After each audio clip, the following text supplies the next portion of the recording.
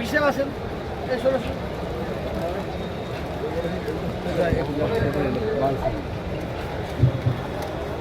আমাদের আড্ডাতে রফিকুল ইসলাম স্যার আছেন, S Alam sir আছেন, বিজয় উপাধ্যায় স্যার আছেন, আমাদের মহরম ভাই আছেন, মারুফ ভাই আছেন, আমার বুধু ভাই ওই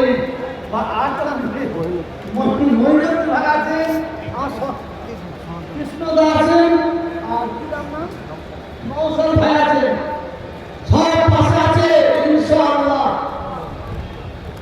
সকলে মিলে দোয়া চাইবেন আল্লাহ যেন আমাদের হৃদায়ত করেন আর আল্লাহ যেন আমাদের ইমানের সঙ্গে মহৎ দান করে বলুন আমিন আল্লাহুম্মা আমিন।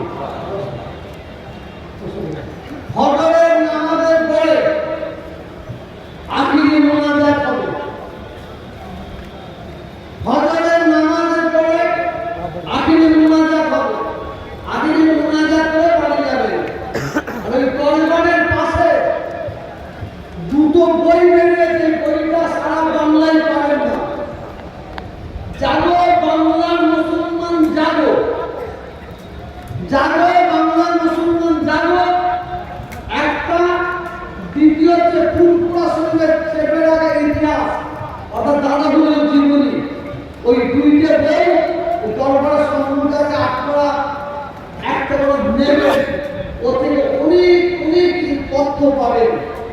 দাদা গুরুদেবের জীবনী বাংলায় গান করেছি আমি, ইংলিশে গান করেছি, আর উর্দুতে গান করেছি।